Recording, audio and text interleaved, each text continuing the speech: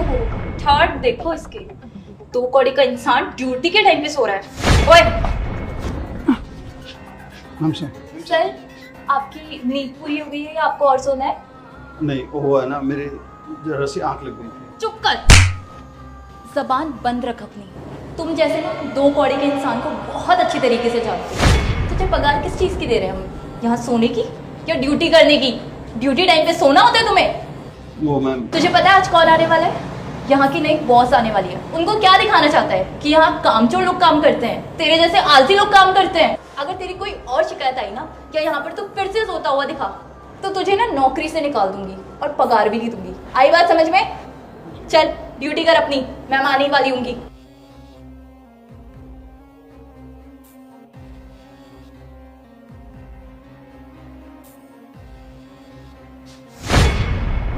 पापा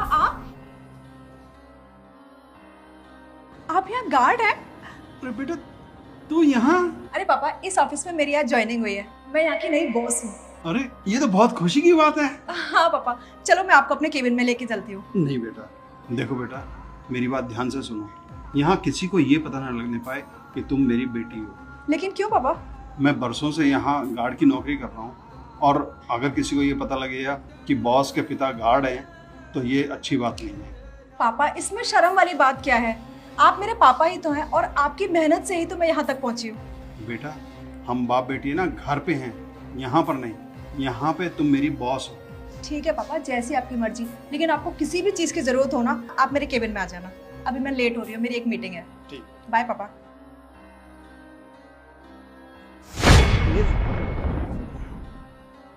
ये फाइल उसकी यहीं रह गई। आज उसका ऑफिस में पहला दिन है, ये जरूर काम की फाइल होगी। मैं दे के आता हूँ। मैम कहाँ रह गई? बहुत लेट हो गई आज। Hi ma'am. हेलो। दिव्या, आपकी personal secretary. Oh hello Divya. Divya, आज मीटिंग की सारी तैयारियां हो गई? हाँ मैम, बस आप ही का वेट कर रही थी। चलो।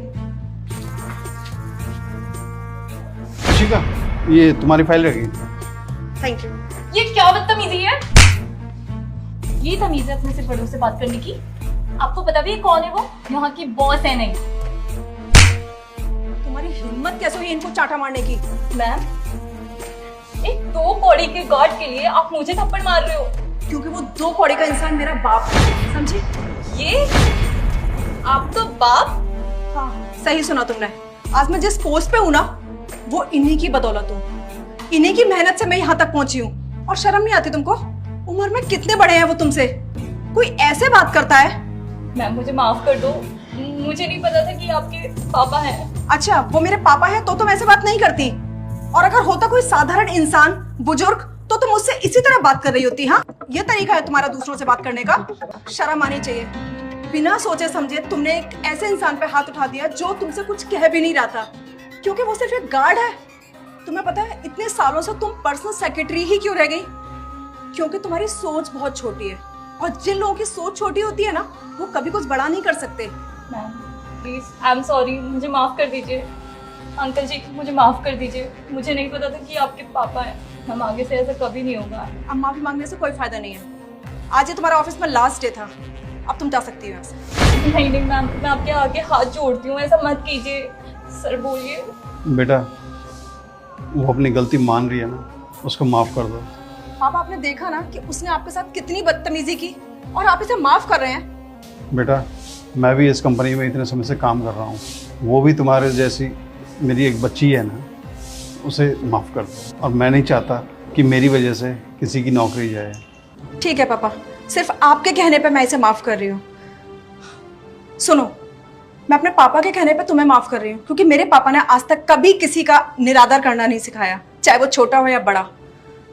रह सकती हो तुम इस ऑफिस में। Thank you uncle ji, thank you so much. देखो, तुम इस ऑफिस में रह सकती हो, लेकिन इस बात का ध्यान रहे कि कभी किसी से बदतमीजी नहीं होने पाए। जी मैम। लिफ्ट खोलो। पापा, अपने स्टाफ की तरफ से मैं आपसे सॉरी बोलती हूँ, और मिलती हूँ आपसे शाम को। कोई बात नहीं बेटा, मेरे लिए तो यही गर्व की बात है कि तुम इस कंपनी की बॉस हो। जी पापा।